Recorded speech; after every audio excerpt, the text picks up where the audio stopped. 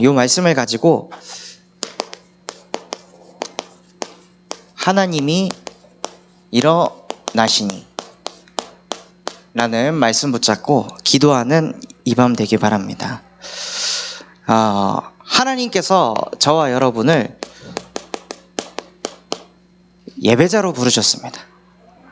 그래서 예배자는 무엇을 붙잡는 사람이냐? 말씀을 생명처럼 붙잡는 사람입니다. 아담이 예배자였는데 예배를 드렸는데 말씀을 놓쳤습니다. 아담이 말씀을 놓치니까 바로 두려움이, 온갖 영적 문제가 몰려오고 가정 문제까지 다 찾아왔습니다. 후대의 문제까지 다 찾아왔습니다. 언약을 놓치니까, 말씀 놓치니까 불신자 6가지 상태 속으로 즉시 들어가는 겁니다. 불신자 6가지 상태는요, 천천히 오는 게 아니라요, 예배자가 말씀 놓치는 그 순간이 불신자 6가지 상태 누리는 겁니다. 그래서 예배자는 말씀에 생명을 걸어야 됩니다. 사울왕은 말씀을 놓치니까 귀신이 들렸습니다. 가인은 말씀을 놓치니까 동생을 죽이고 평생을 도망자로 살았습니다. 예배자가 말씀을 놓친다는 건요, 모든 저주가 다 들어온다는 뜻입니다. 그래서 예배자는 말씀을 딱 붙잡고 그 말씀을 가지고 무엇을 하냐? 기도를 하는 사람입니다. 하나님, 이거 주세요, 저거 주세요 하고 나의 필요를 하나님께 구하는 것이 아니라 너희는 먼저 그의 나라와 그의 의를 구하여라. 그리하면 이 모든 것을 너희에게 더하시리라. 그의 나라가 그의 의가 무엇이냐? 강단에서 주신 말씀, 내게 주신 단어, 내게 주신 성구, 내게 주신 한 메시지, 내용, 챕터, 그거 가지고 하나님 앞에 기도하는 겁니다. 그러면 무슨 일이 벌어지냐? 응답됩니다. 말씀 붙잡고 기도할 때 너희가 내 이름을 믿고 기도하면 내가 행할 것이다. 하나님께서 말씀하셨듯이 강단 말씀 붙잡고 기도하면 여러분에게 응답이 옵니다. 그때 여러분이 어떻게 되어지냐? 증인이 되는 겁니다. 막 기적, 뭐가 바뀌고 이게 증인이 아니라요, 하나님이 나에게 강단 말씀 주시고 그 말씀 그대로 이루시더라. 이게 증인입니다. 그래서 증인이 현장 가서 전하고 전도하는 것이 전도입니다. 그래서 요거를 가르쳐서 뭐라 하냐? 신앙생활이라 합니다.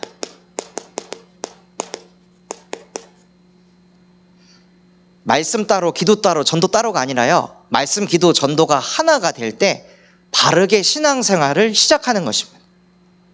그래서 여기 계신 우리 모든 성도분들이 바른 신앙생활이 시작되는 이 밤이 되시기 바랍니다. 하나님께서 이번 주에 저희에게 말씀을 주셨습니다. 하나님이 일어나시니. 하나님이 일어나시니까요, 온 땅이 진동을 하고 흑암이 박살이 나고 많은 영혼들이 하나님을 찬양하고 경외한다고 강단에서 말씀이 선포되었습니다. 그러니까 우리가 어디에 있어야 되냐? 하나님이 일어나셔서 모든 것을 한다 하셨으니까 복음 안에서 사는 것입니다. 다른 것 안에서 사는 게 아니라 내 노력, 열심으로 사는 게 아니라요, 하나님이 일어나셔서 원수들의 정수리를 다 깨뜨려 버리시고 하나님을 찬양하지 못하는 영혼들이 찬양을 하게 하시고 온 땅을 요동하고 진동하게 하시는 그 하나님이 나의 하나님이십니다. 그러니 나는 복음 안에서 살겠습니다. 그 복음 안에 있으니까 나의 가치를 발견합니다. 우리의 가치는 그 온 땅을 요동시키고 모든 영혼들을 하나님을 찬양하게 하고 기쁨이 없는 영혼들에게 기쁨이 넘치도록 만드는 그 하나님의 형상대로 우리를 창조하셨습니다. 그러한 내가 하나님의 형상을 가진 영적 존재입니다. 우리에게 하나님이 말씀으로 생기를 불어넣어 생명이 되게 하셨습니다. 그래서 하나님이 일어나시니, 이 말씀이 제게 딱 각인이 되어 있으니까요, 어떻게 되냐면 다락방 한 군데에서 이제 메시지를 하잖아요. 이제 날이 더우니까 메시지 끝나면은 이게 다 젖어 있습니다. 다 젖은 상태에서 차로 들어가면 차는 사우나가 되어 있습니다. 그래서 그 사우나에서 또 찜질하고 이제 좀 에어컨 좀 셀 때쯤 되면 또 현장 가야 됩니다. 또 현장 가서 다락방 끝내면 또 땀 줄줄줄줄 나고 다시 또 차 타면은 또 다시 사우나 돼 있고, 이게 한 반복이 돼 있으니까 원래는 다락방 4개 5개 뛰어도 문제가 없었는데 한 2-3개 뛰면은 미칠 것 같은 거예요. 너무 덥고 막 힘들고 습하고. 그러니까는 차에서 뻗어가지고 있다가 말씀이, 하나님이 일어나시니 일어나자. 또 피곤해서 쓰러질 것 같으면 일어나자. 하나님이 일어나시니 나도 일어난다. 말씀이 제 코에 들어와 생기가 되니까요, 생명이 되게 하시더라고요. 안 그랬으면 진짜 너무 덥다, 힘들다, 왜 이렇게 날씨 습해, 오늘따라 여기는 왜 이렇게 에어컨을 안 틀어주실까, 늘 이런 육신적인 생각을 하는데 하나님의 말씀이 제게 임하니까 생명이 돼서 정복하고 다스리게 하시는 거죠. 충만하게 하시는 거예요. 문제가 아닌 거예요. 오히려 그걸 정복하면서 영적인 힘을 더 누리게 하시더라고요. 그래서 나의 위치가 어디에 있어야 하냐? 구원 속에 있어야 됩니다. 어디에 있으면 인간이 만족을 할까요? 사울왕은요, 대통령의 자리에 있는데도 만족이 안 됩니다. 그렇게 초대 대통령이 됐음에도 불구하고 만족이 안 돼요. 오래 그렇게 통치를 했음에도 불구하고 만족이 안 돼요. 고린도후서 3장 5절, 모든 일에 우리 스스로에게서 난 것으로는 만족이 없고 오직 하나님으로부터 난 것으로 만족하느니라. 나의 위치가 구원 속에 있을 때 참 만족이 오는 것입니다. 근데 사단이 그렇게 냅두질 않습니다. 너 이게 없잖아, 너 이거 안 되잖아, 이거 못 가졌잖아, 그래서 안 되는 거야 라고 계속 흑암이 잡고 속입니다. 모세도 거기에 딱 잡혔죠. 저는 말을 잘 못하는데요, 그러니 하나님이 내가 너와 함께 하겠다. 저는 수줍은데요, 내가 너와 함께 하겠다. 저는 무능한데요, 내가 너와 함께 하겠다. 하나님의 형상을 회복하면 끝이다. 그것만을 모세한테 전달하셨습니다. 왜 무능하냐? 이걸 잃어버려서 무능한 겁니다. 왜 연약하냐? 이걸 잃어버려서 연약한 겁니다. 못 배워서, 배경이 없어서, 지식이 없어서가 아니라 하나님이 나와 함께 하신다는 게 안 믿어지니까 힘든 겁니다. 그래서 그 문제를 그리스도께서 끝내셨습니다. 그 어떤 것으로도 하나님과 함께 할 수 없습니다. 길이요 진리요 생명 되신 그리스도를 통해서만 인간은 하나님과 함께 할 수 있습니다. 예수가 그리스도다, 모든 문제 끝났다. 뭐가 끝났다는 걸까요? 내 질병은 그대로인데, 난 아직 공부 못하는데, 난 아직도 취업이 안 되는데, 난 아직도 경제 문제가 있는데, 뭐가 모든 문제 해결자야? 다 육신 생각. 예수가 그리스도 되신 것은요, 하나님과 함께하기 위해서 그리스도가 되신 겁니다. 왜 예수가 그리스도가 되셨냐? 구약에서는 자꾸 음성을 들어야 됩니다. 내가 너와 함께하겠다, 사무엘아 사무엘아, 아브라함아 아브라함아. 자꾸 하나님의 그 소리, 음성을 들어야만 하나님이 나와 함께 하시는구나. 구약 시대는 이렇게 누렸거든요. 근데 신약은 다릅니다. 예수 그리스도께서 이 땅에 오시고 나서 십자가에 못 박혀 죽고 부활하셔서 승천하시고 보혜사 성령으로 우리와 함께 하십니다. 그래서 예수님이 그리스도이십니다. 그 예수 그리스도의 복음을 누릴 때요, 뭐가 시작되어지냐? 나의 통치가 시작되는 것입니다. 빌립보서 3장 21절, 만물을 복종하게 하신 그 이름, 그리스도께서 우리의 연약한 몸의 형체를 변형시키셔서 영광의 형체로 바꾸신다고 말씀하셨습니다. 그게 그리스도의 능력입니다. 자꾸 내가 갱신이 안 되고 안 바뀌잖아요. 그런 나를 질책하고 난 왜 안 되지가 아니라 그리스도에게 집중하면 그리스도께서 하십니다. 이것을 가지고 있으면요, 복음의 능력으로 살아가게 됩니다.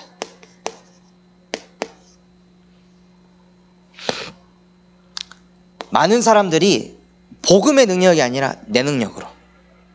그래서 렘넌트들이 학교 가려면 내가 일찍 일어나야 되고, 내가 학교에서 수업 듣고, 내가 친구들하고 교제하고, 내가 숙제하고, 내가 엄마 말 잘 들어야 되고, 내가 내 능력으로 계속 살다가 어느 날 한계 만나가지고 나 왜 이렇게 살아야 돼? 이 상태로 반드시 가게 되어 있습니다. 직장 생활할 때도 똑같습니다. 가정 생활할 때도 똑같습니다. 왜 나 혼자만 청소해? 왜 나 혼자만 자녀 돌봐야 돼? 왜 나 혼자만 이거 해야 돼? 다 나. 내 능력으로 살면요 반드시 한계 만나서 무너지게 되어 있습니다. 우리는 복음 안에서 복음의 능력으로 사는 하나님의 사람입니다. 그래서 우리의 마음속에 담아야 될 게 무엇이냐? 바로 하나님의 계획입니다. 하나님께서는 무엇을 계획하셨냐? 너는 복의 근원이 될지라. 히브리서 6장 14절에 내가 반드시 너에게 복을 주고 복을 줘서 번성하고 번성하게 할 것이다. 그게 하나님의 계획입니다. 하나님의 계획은요 우리에게 모든 복을 쏟아부어 주는 겁니다. 우리에게 복이 충만히 임해야 만복의 근원이 돼야 우리의 존재 자체가 플랫폼이 됩니다. 사람들이 막 빨려 들어옵니다. 그래서 하나님의 계획은요 우리 모든 신자들에게 하나님의 사람들에게 복을 쏟아부어 주는 게 하나님의 계획이십니다. 그래서 그 하나님의 계획 속에 있으면 하나님의 능력이 우리의 방법이 되어집니다. 근데 그게 언제 나타나냐? 사람들은 자꾸 문제를 피하려고 하고 문제를 없애려고 합니다. 근데 하나님의 능력은 문제 속에서 나타납니다. 홍해를 만났기 때문에 전능하신 하나님을 만날 수 있었습니다. 요단강을 만났기 때문에 전능하신 하나님을 만날 수 있었습니다. 근데 자꾸 문제를 안 만나려고 하면 도대체 언제 하나님이 살아계신다고 알 수가 있을까요? 고난이 왔을 때 두려워하지 말고 기도하라고 하셨습니다. 또한 나에게 손해와 이익 앞에 놓인 그때 다른 것을 생각하지 말고 전도와 선교를 위해서 생각해라. 그래서 저에게도 그 하나님이 문제를 주셔가지고 어저께 어머니하고 이렇게 통화를 하는데 이런저런 얘기하다가 엄마 몸 아픈 데는 없지? 하고 이렇게 물었는데 대답이 시원찮은 거예요. 엄마 어디 아프세요? 그러니까 이렇게 검사를 했는데 몸에 혹이 있다. 그 아빠는 왜 이렇게 말라가요? 아빠는 콩팥하고 신장에 혹이 생겼다. 한 4.5cm 정도 계속 커져가고 있다. 하고 이런 얘기를 하시더라고요. 근데 그 문제가 탁 오니까 억장이 무너지더라고요. 나는 바르게 하고 있는 것 같은데 왜 하나님께서 우리 부모님에게 이런 일을 허락하셨을까? 그 샤워한 내내 계속 눈물이 나더라고요. 왜 이런 문제를, 왜 이런 고난을 하나님께서 주셨을까? 그 울면서 하나님께 계속 기도하는데 이 말씀이 딱 제게 역사하더라고요. 하나님이 일어나시니 모든 원수들을 흩어버리게 하실 것이다. 몸에 있는 암 세포들, 용종들은 그리스도 이름 앞에 떠나갈지어다. 하나님, 고난 속에서 당황하지 않고 두려워하지 않게 하시고 하나님만을 바라보게 해주세요. 우리 엄마 아빠에게도 염려 걱정을 가져다두는 그 뱀의 머리를 여자의 후손 대신 그리스도 이름으로 다 박살내주세요. 그래서 하나님, 오히려 저 고난이, 오히려 저 문제가 하나님을 깊이 바라보는 발판 되게 하시고 그 속에서 나오는 영적인 힘을 가지고 저 인천 교회에서 바르게 사역할 수 있도록 하나님이여 갑절의 영감을 부어주시옵소서 하고 기도가 바뀌더라고요. 그래서 진짜 하나님의 능력은요, 문제 왔을 때, 고난이 왔을 때 하나님이 하시는 것을 보는 것입니다. 또한 우리는 복음의 능력으로 하나님의 목표를 이루면서 사는 전도자입니다. 그 하나님의 목표가 무엇이냐? 참소망교회 모든 중직자분들은 로마서 16장의 주역으로 전도자의 보호자, 동역자, 식죄인이 되어서 진짜 강단의 제자가 돼서 사역을 해보니까요, 사역자가 가장 은혜 받을 때는 그 사역자의 입술을 통해 선포된 말씀이 그 영혼에게 임해서 그 영혼이 말씀 붙잡고 기도해서 응답받은 걸 포럼할 때, 그때 가장 행복합니다. 막 어디 취업했어요, 뭐 했어요, 뭐 축하할 일인데 언제 가장 기쁘냐? 말씀이 선포됐는데 그 말씀을 언약으로 굳게 붙잡고 그거 가지고 쓰고 읽고 묵상하고 그런 모습을 볼 때 가장 큰 은혜를 받습니다. 그래서 우리 모든 중직자분들이 정말 강단 살리는 강단 제자 되시기 바랍니다. 또한 우리 모든 렘넌트들을 하나님께서는 복음 대통령으로 만드신다고 언약을 주셨습니다. 그래서 우리 렘넌트들의 지금 현재 모습이 중요한 게 아니라요, 이 아이들이 안 되는 나, 연약한 나를 보는 게 아니라 자꾸 너는 복음 대통령이 될 거야. 하나님이 너에게 주신 헤븐리 달란트를 딱 붙잡을 때 그때 하나님이 너를 통해 일하실 것이다. 그 스티븐 월티셔라는 자폐아 사람이 있습니다. 3살 때 자폐아 판정을 받았고 3살 때 아버지가 돌아가시고 5살 때 장애인 학교에 들어갔어요. 그리고 9살 때까지 말을 못하는 거예요. 그러면 그 영혼이 생각하는 게 뭘까요? 나는 말도 못하는 벙어리, 나는 병신이야, 이런 생각을 하겠죠. 주변에서도 수많은 내용들을 그 아이에게 얘기했을 겁니다. 근데 이 아이가 뭐에 집중했냐? 나는 무슨 장면을 보면 그걸 잘 기억하네, 그리고 그것을 표현이 되네, 여기에만 집중한 거예요. 그래서 여기에 계속 집중을 하다 보니까 나중에는 어느 정도까지 갔냐? 헬기를 타고 뉴욕 대도시에 올라가서 20분 동안 뉴욕을 봅니다. 그리고 내려와서 자기가 본 거를 그림으로 다 그립니다. 5일 동안 딱 그리고 나서 그 위에서 사진 찍은 거하고 그 사람이 그린 거하고 비교하면 똑같은 거예요. 그래서 현재 그 사람은 세계적인 화가가 되었습니다. 지금도 전 세계에서 명성을 떨치고 있는 세계적인 화가입니다. 그 사람이 복음을 모르는데요, 뭐에 집중하냐? 잘하는 거에만 집중했습니다.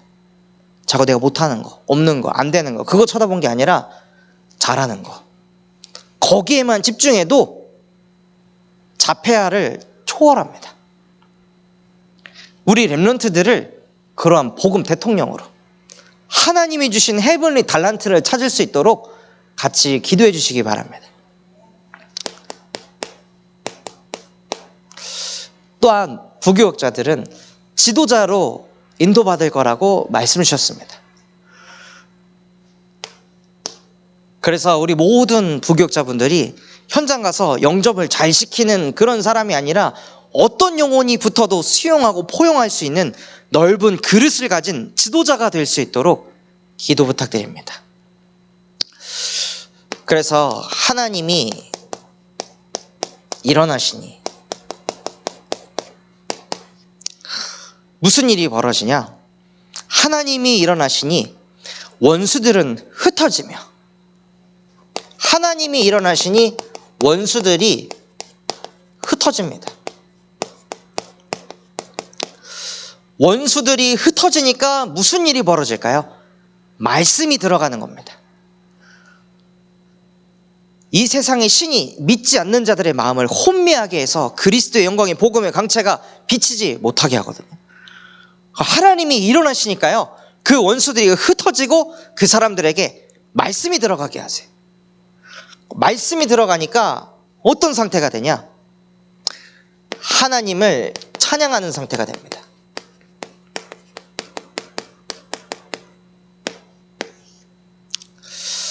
이번에 다락방 현장에 갔는데 이제 관사님이 포럼 하시더라고요. 이번에 검사를 했는데 이 갑상선에 뭐가 지금 있다고. 근데 예전 같았으면은 내가 이렇게 하나님께 집중하고 하나님께 예배드렸는데 왜 나에게 이게 있어? 하고 거기에 딱 잡혔을 텐데 그게 있는데 아무 문제가 안 된다는 거예요. 오히려 마음이 평안하고 하나님이 나와 함께 하시니까 이거 문제 아니에요 하고 신앙을 고백하시더라고요.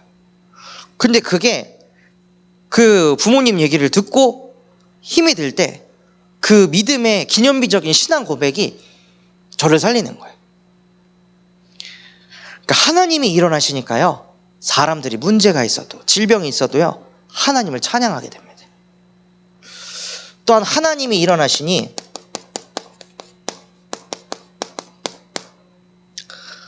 구원의 역사를 누리게 합니다. 19절에 보면요, 날마다 우리의 짐을 지시는 주, 구원의 하나님이시니, 하나님은 날마다 우리의 짐을 지시는 하나님이십니다. 그러니까 내가 노력하고 내가 할 게 아니라 하나님이 하세요. 하나님이 역사해 주세요. 하나님이 은혜 주세요 라고 날마다 우리의 모든 짐을 하나님께 드리시기 바랍니다.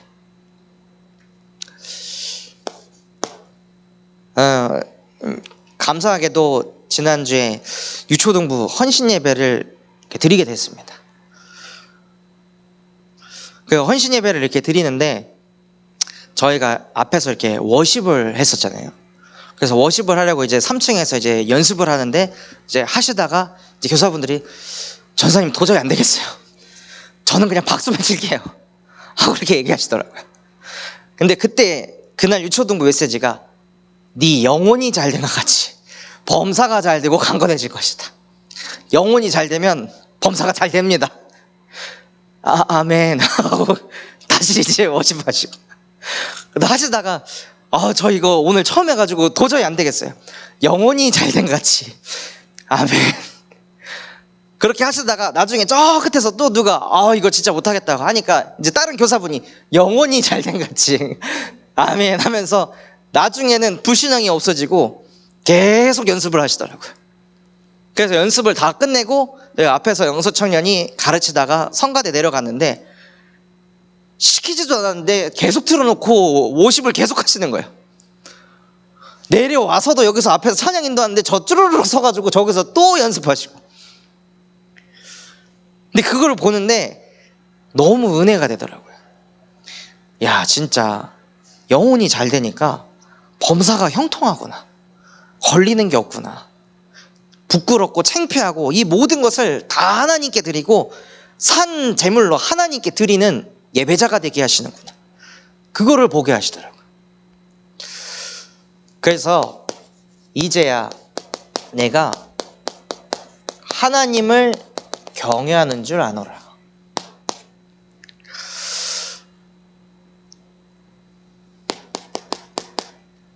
그래서 하나님을 경외하는 나는 누구냐?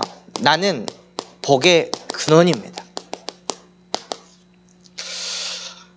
하나님께서 모든 시작을 무엇으로 하셨냐?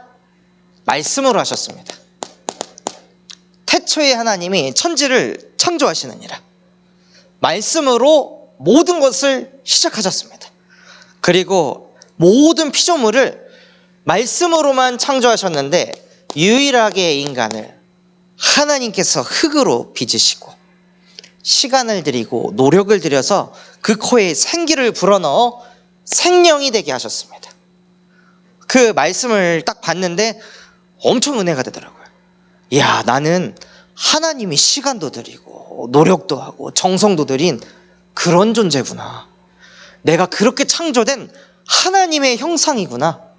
그러니까 그 형상을 누리니 당연히 하나님께서 뭘 해라, 이걸 해라, 저걸 해라가 아니라 내가 너에게 복도 주겠다.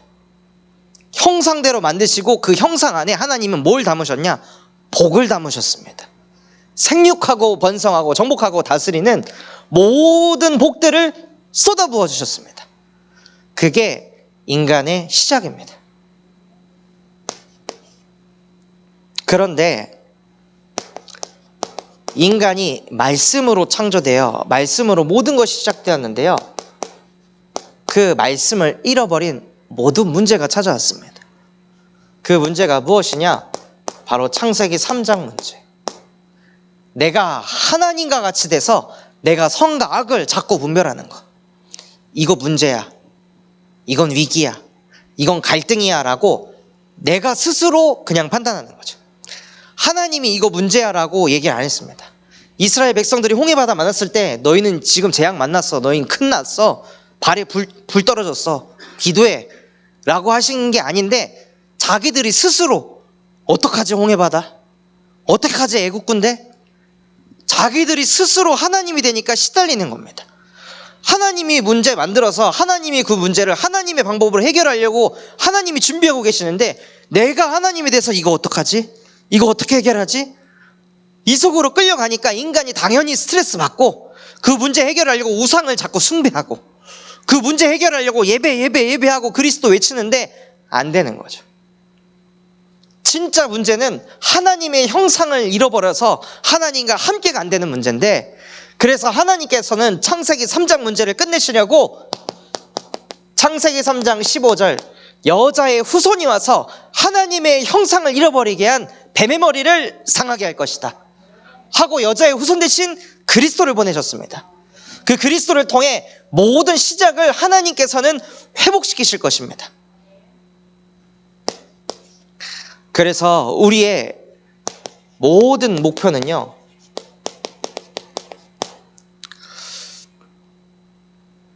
하박국 3장 17절에서 18절 외양간에 소가 없고 나무가 열매를 맺어야 되는데 열매도 못 맺고 아무것도 없고 이것도 없고 저것도 없고 없는데 나는 여호와의 구원으로 말미암아 즐거워하리로다. 우리의 목표가 이 속에 있어야 됩니다. 구원이 뭐냐? 하나님이 나와 함께 하십니다. 이게 구원입니다. 하나님이 나를 인도하실 것입니다. 이것이 구원입니다. 지금 열매 없어도, 지금 막 대단한 성과가 안 일어날지라도 하나님이 나와 함께하는 것으로 기뻐하게 하여 주시옵소서. 이 근원적인 기쁨이 있어야 엄청난 문제가 쏟아져도 요동하지 않습니다. 반석이 되어집니다. 그 반석과 같은 모습 앞에 음부의 권세가 이기지 못합니다. 그래서 하나님이 우리를 복의 근원으로 부르시고 나는 언약의 사람으로 부르셨습니다. 그래서 이번 유초등부 강단이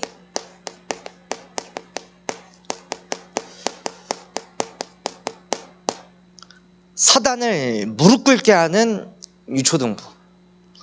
그래서 우리 렘넌트들이 공부하다가 이거 쓰고 저거 써 하다가 막 막히고 막 안 되면 에이씨 하고 막 꾸겨버려요. 꾸겨버려가지고 막 집어던지려고 이렇게 할 때 오늘 말씀에서 포기하지 말고 다시 또 다시 하라고 말씀 주셨지. 우리 또 다시 해보자. 흑암을 박살내보자.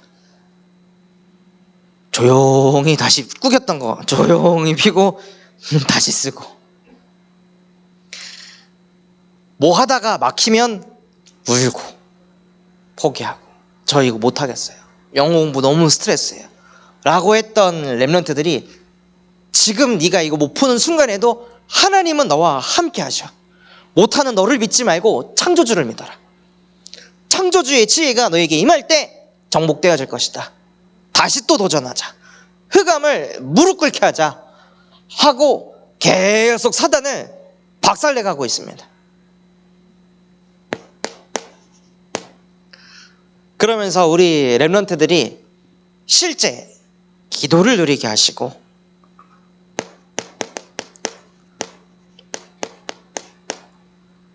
한 명의 전도제자가 되어서 캠프를 한다고 하면은 선생님 친구 10명 데리고 와도 돼요?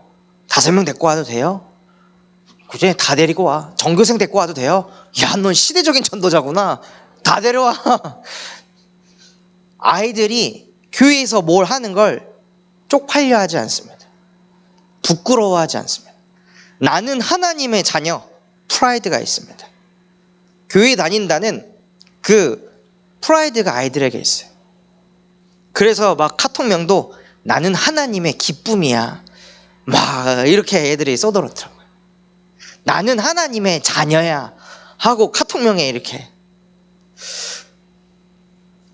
제가 초등학교 때는 그런 사고를 해본 적이 하나도 없던 것 같은데 하나님이 우리 렘넌트들에게 은혜를 주셔가지고 카톡명으로도 다른 친구들에게 은혜를 끼치더라고요. 하나님께서 언약을 주셔가지고 매일 아이들을 회당으로 불러서 회당 운동을 펼쳐라. 그래서 하나님이 RSS를 만들게 하셨습니다. 그래서 RSS를 통해 계속 다른 우리 어린이들이 합류를 하게 되고, 또 근래에 온 아이가 저는 영어 공부 싫어요, 나 공부 안 할 거예요 막 이랬던 아이가 RSS에 들어와서 자꾸 복음을 들으니까 영혼이 잘 된 것 같이 범사가 잘 되고 강건해지게 하시더라고요. 그래서 영어 공부도 되어지는 거예요. 앞에 나와가지고 걔가 수줍음이 엄청 많은 아이거든요. 근데 나와서 발표도 해요. 영혼이 잘 되니까요, 범사가 잘 되고 강건해지게 하시더라고요. 또한 하나님께서 저희에게 세계복음화 237과 5천 종족을 살리는 그러한 언약을 주셨는데, 하나님이 TCK 렘넌트들을 계속해서 보내고 계십니다. 그래서 우리 렘넌트들에게 무엇을 계속 각인시키냐? 너희는 237과 5천 종족을 살릴 지도자가 될 사람이다. 너희 왜 공부하니? 바로 나 237과 5천 종족 살리려고요. 너희 왜 예배하니? 237과 5천 종족을 살리려고요. 아이들이 거의 세뇌당하듯이 각인 뿔이 체질되고 있습니다. 그래서 이것이 지속되기 위해서 여름성경학교를 준비하고 있습니다. 이 여름성경학교 때 아이들이 진짜 순례자의 길을 걸으면서 내 감정보다, 내 기분 나쁜 것보다 복음이, 두려움보다 복음이. 그래서 광양의 백운산 자연휴양림에서 저희가 여름성경학교를 이렇게 진행하려고 하거든요. 근데 이제 백운산 그쪽에 산다고 하니까 이제 머릿속에 이렇게 그림이 그려지더라고요. 제가 예전부터 정말 하고 싶었던 게 담력 훈련이거든요. 껌껌한 데에다가 애들 한 2명 걸어가게 해가지고 보내기 전에 메시지 딱 심고, 너에게 공포가 몰려올 거다, 두려움이 몰려올 거다. 근데 그때 여자의 후손 대신 그리스도의 이름으로 박살내버려라 하고 흑암 걷고 가라고. 근데 왜 그걸 제가 꿈꿨냐면, 프리메이슨에 관한 책이 있습니다. 그 책을 읽어보니까 사람을 감방 같은데 그냥 집어넣는 거예요. 그리고 한 6일 동안 캄캄한 어둠 속에서 물만 줘요. 2, 3일까지는 괜찮은데 3, 4일 될 때부터 막 이상한 게 몰려오는 거예요. 그러다가 이상한 음성도 들리고 당신을 나의 주인으로 영접합니다 하면서 사단을, 귀신을 영접하고, 그때 평안이 오고 그 사람에게 많은 능력들이 나타나기 시작하더라고요. 그러니까 접신을 시키는 거예요. 그리고 접신을 딱 시키고 그 힘을 가지고 흑암의 능력으로 자기의 한계를 다 뛰어넘고 초월하고. 그거를 딱 보는데, 야, 프리메이슨은 귀신의 능력을 가지고 두려움을 박살내고 자기의 공포를 쫓아내는데, 우리는 두려움 몰려오면 눈물 흘리고 빌빌거리고.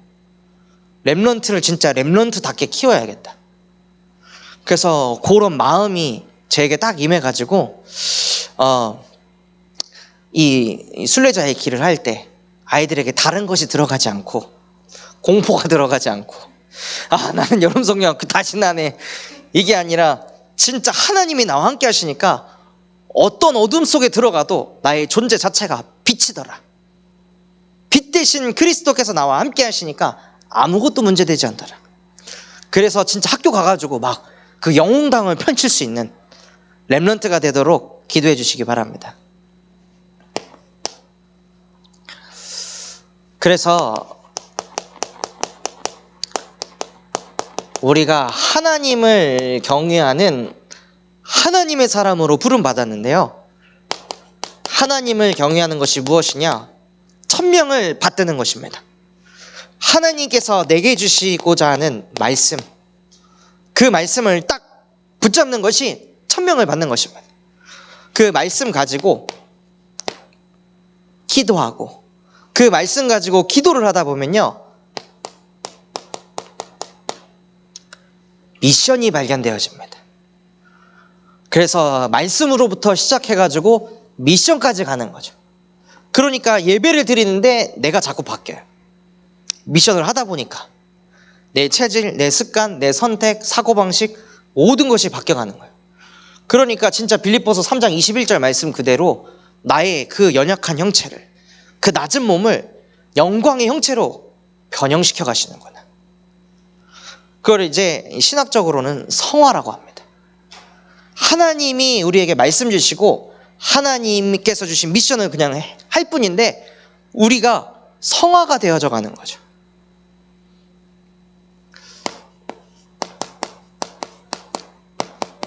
또한 하나님을 경외하는 것이 무엇이냐? 우리에게 주신 소명을 붙잡는 것입니다. 그것이 무엇이냐? 바로 예배자입니다. 아브라함이 자녀가 없었습니다. 자녀가 없는데 하나님은 본토 친척 아비의 집을 떠나라고 했습니다. 본토 친척 아비의 집 떠나면 어떻게 되죠? 자녀 문제도 있는데 경제 문제까지 와요. 자녀 문제만으로도 힘든데 예배를 드렸는데 본토 친척 아비의 집을 떠나라. 나 여기 있으면 먹고 사는데 지장 없는데, 근데 하나님은 떠나라 하십니다.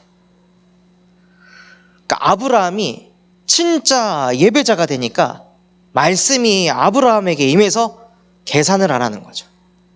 이 말씀 따라가면 나 이런 문제 올 것 같은데, 지금 내 현실하고 좀 안 맞는 것 같은데, 그 계산하는 게 없어지고요. 말씀 그대로 내가 너를 내가 지시한 땅으로 인도할 것이다. 그리고 너를 복의 근원으로 삼을 것이다. 너의 후손이 하늘에 빛나는 별과 같이 무수히 많게 될 것이다. 그 말씀 붙잡고 갔을 때 내게 찾아올 그 현실을 생각하는 게 아니라 하나님의 말씀이 이렇게 성취되겠구나. 이게 실제 부딪히는 겁니다. 그걸 보고 예배자라고 합니다. 그런 예배자의 인생을 사니까 아브라함이 지도자가 될 수 있는 겁니다. 사회에서 누가 지도자가 되는지 아십니까? 현실주의자는 지도자가 못 됩니다. 현실, 맨날 현실. 그 현실만 바라보는 사람들은 절대 지도자가 될 수 없습니다. 지도자는요, 소망이 있고 희망이 있는 사람입니다. 꿈이 있는 사람이고 비전이 있는 사람들이 지도자의 위치에 올라가게 됩니다. 아브라함에게 말씀이라는 비전이, 말씀이라는 꿈이 아브라함에게 있으니까 하나님이 아브라함을 헷 족속이 봐도 당신은 하나님이 세우신 지도자구나. 아니 어떻게 이 다른 나라의 땅에 와가지고 나의 아내를 여기에다가 내가 묻겠다 라고 저렇게 당당히 말할 수가 있을까? 그때 당시에는 부족 사회라서 그 부족끼리끼리가 엄청나게 심했단 말이에요. 근데 냅뜸 찾아와가지고 여기에다가 내 아내를 묻겠다고 하는 그 아브라함을 보면서 미쳤네가 아니라 다른 겁니다. 하나님의 말씀이 아브라함에게 임하니까 아브라함이 온 민족의 지도자가 됐습니다.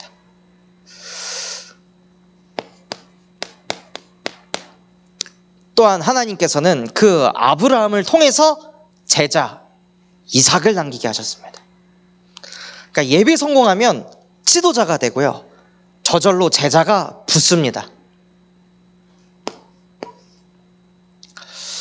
그래서 우리의 사명은 늘 하나님의 음성, 오늘 선포되는 말씀 속에서 내게만 주시고자 하는 하나님의 음성이 하나님 무엇입니까? 하고 하나님의 음성을 듣고요, 그 말씀을 통해 하나님께서는 어떤 계획을 이뤄가고자 하십니까?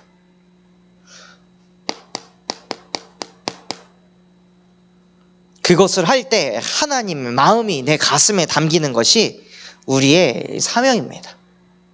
막 거대한 일을 펼치는 게 아니라, 많은 사역을 하는 게 아니라 하나님의 음성과 계획과 마음을 갖는 것이 우리가 해야 될 일입니다. 왜냐? 우리는 하나님의 형상이기 때문에. 그래서 하나님이 일어나시니, 이 말씀 가지고 기도할 때 하나님이 일어나시면요, 우리의 상태가 어떻게 되냐? 말씀이 임하는 상태가 됩니다.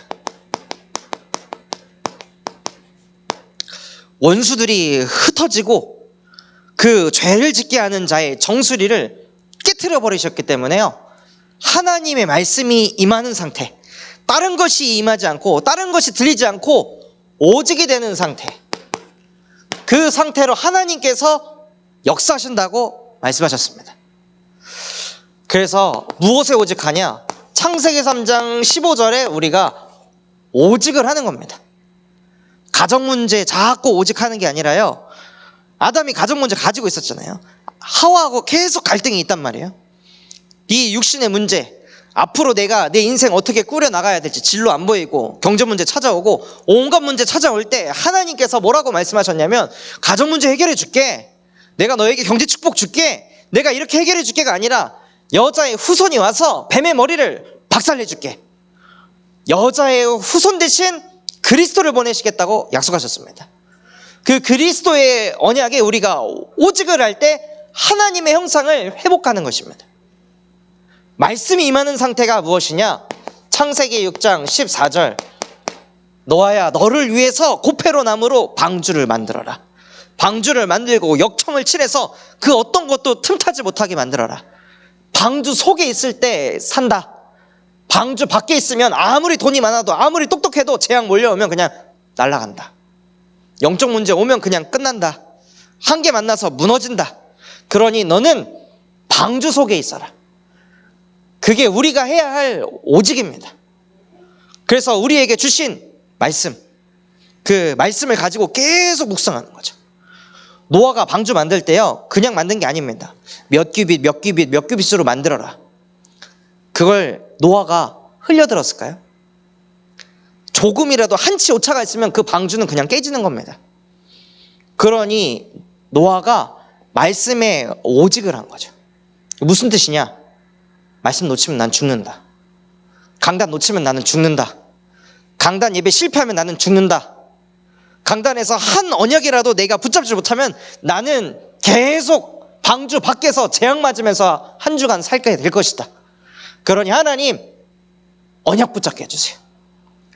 오직 말씀에 초집중 속으로 들어가게 해주세요. 혹시 말씀 받을 때 이렇게 앉아있는데 담임 목사님이 내 코앞에서 메시지하는 느낌 혹시 받으신 적 있으신가요? 분명히 나는 뒤에 앉아있는데 목사님이 내 앞에서 메시지를 하는 것 같아. 시공간을 초월해가지고 딱 내가 앞에 앉아가지고 예배드리는 그 느낌. 그때 말로 형용할 수 없는 엄청난 영적인 힘을 받습니다. 그게 정말 예배를 드리는 겁니다.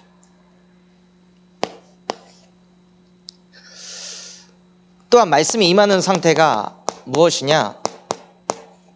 창세기 12장 1절에서 3절, 본토 친척 아비의 집에서 떠나는 겁니다. 자꾸 떠나시기 바랍니다. 익숙함 속에서, 편안함 속에서 떠나시기 바랍니다. 사단은요, 끊임없이 합리화를 시키고 그래서 믿지 못하게 합니다. 담임 목사님께서 복음이랑 가장 가까운 것은 갱신이라고 말씀하셨습니다. 갱신할 때 편하신가요? 불편하실 겁니다. 힘들 겁니다. 그게 좋은 겁니다. 내가 편하고 내가 쉬운 거 저주입니다. 그게 재앙입니다. 그 자리에 그냥 눌러 앉아가지고 평생을 미자립으로, 평생 영적 문제에 시달리면서 사는 그게 저주고 재앙입니다. 그래서 늘 본토 친척 아비의 집에서 떠나시기 바랍니다. 익숙한 기도를 하지 마시고요, 내 영이 소생케 되어지는 다른 기도를 하시기 바랍니다. 늘 나에게 그냥 앉아서 하나님 성령 충만함을 주세요, 하나님 나와 함께 하시죠가 아니라요, 강단 말씀 가지고 그 강단 말씀이 머릿속에 촤라락 그려질 만큼 진짜 말씀 가지고 기도하시면 영혼이 살아납니다. 그래서 말씀이 임하는 상태가 되면 기도하고 싶은 상태가 됩니다.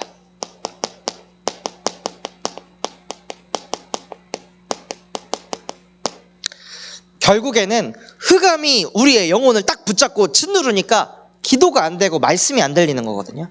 근데 하나님이 일어나시니 원수를 흩으시고 그 죄를 짓게 하는 자의 머리를 깨트리셨기 때문에 기도하고 싶은 영적 상태가 오는 겁니다. 그 기도하고 싶은 영적 상태가 바로 유일성입니다. 그때가 언제냐?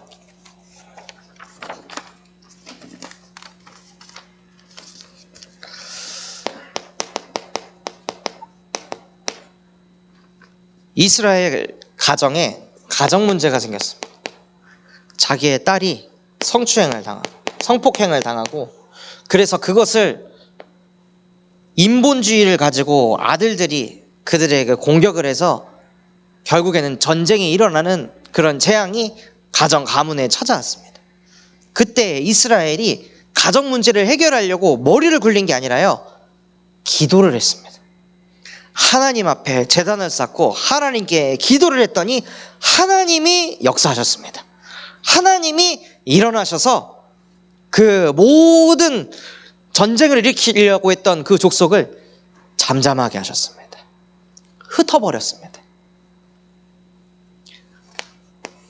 그래서 가정 문제가 왔다, 이스라엘의 응답을 받을 때입니다.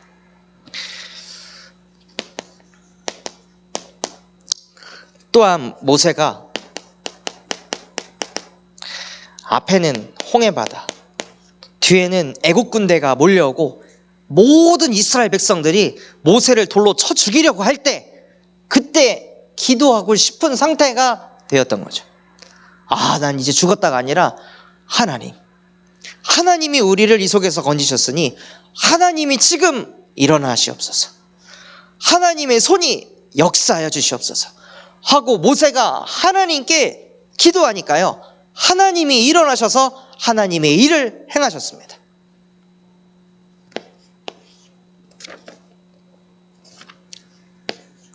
그래서 우리에게 많은 문제, 많은 갈등이 왔을 때 모세와 같은 응답을 받으시기 바랍니다.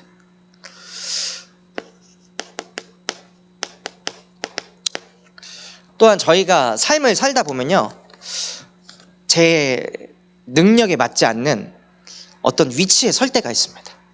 나의 역량은 이만큼인데, 부족한 역량인데 이만한 역량을 뿜어야 되는 그런 자리에 놓일 때가 있습니다.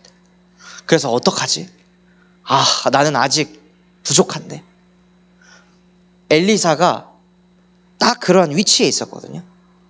근데 엘리사가 그때 부족한 자기 자신을 본 게 아니라 길갈도 여리고도 베델도 필요 없습니다, 하나님 나에게 갑절의 영감을 주옵소서 하고 엘리사가 성령의 충만함을 구했더니 하나님께서 그 모든 능력을 엘리사에게 쏟아주셨습니다.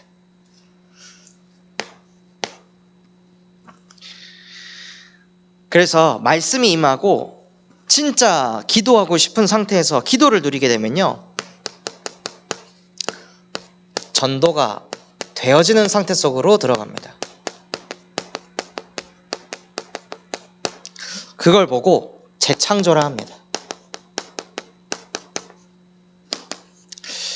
그래서 말씀이 임하고 기도가 되는 사람에는요, 무슨 응답이 오냐? 플랫폼이 됩니다.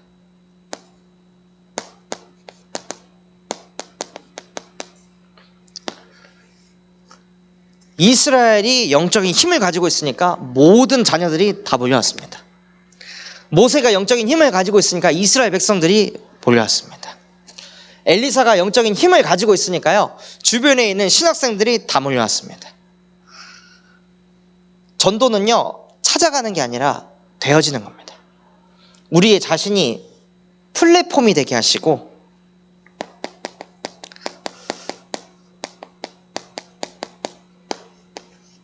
파수망대가 되게 하시며, 나에게 붙이신 모든 영혼들을 위해 깨어 기도할 수 있는 파수꾼의 응답을 주셨습니다. 이것을 가지고 살아가는 것이 재창조의 응답을 누리는 것입니다. 그래서 하나님이 일어나시면요, 말씀이 임하고 기도가 하고 싶고 전도가 되어지는 전무후무한 응답을 받게 되어집니다. 그래서 결론으로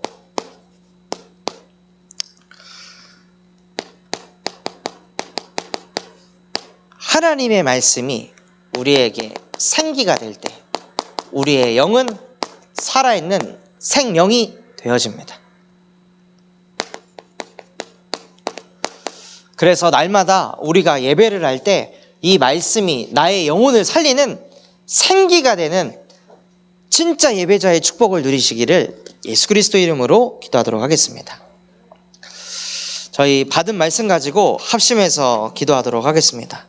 하나님, 오늘 말씀 주신 것과 같이 하나님이 일어나시니 말씀이 임하게 하시고 기도가 되어지게 하시고 전도가 되어지는 그 축복을 실제 누리는 증인이 되게 하여 주시옵소서. 그 모든 것이 누려질 수 있도록 예배자의 축복을 회복할 수 있도록 은혜 허락하여 주옵소서. 그럼 마음과 중심을 담고 우리 합심해서 기도하도록 하겠습니다. 하나님 아버지, 감사를 드립니다. 하나님이 일어나셔서 온 땅을 진동하게 하시고 모든 원수들을 흩으시고 죄를 짓는 자의 정수리를 깨뜨리셨다고 말씀하셨습니다. 그러니 하나님, 그 하나님께서 모든 것을 하시기 때문에 나의 인생이 복음 안에서 살아갈 수 있도록 은혜를 베풀어 주시옵소서. 복음 안에서 복음의 능력으로 삶을 살아가게 하시고 하나님, 그 힘으로 사람 살리는 전도자가 되어줄 수 있도록 은혜를 베풀어 주시옵소서. 이제야 네가 나를 경외하는 줄 아노라 말씀하셨습니다. 하나님, 정말로 우리의 인생이 하나님을 경외하는 인생이 되어져서 나는 복의 근원이며 나는 언약의 사람입니다.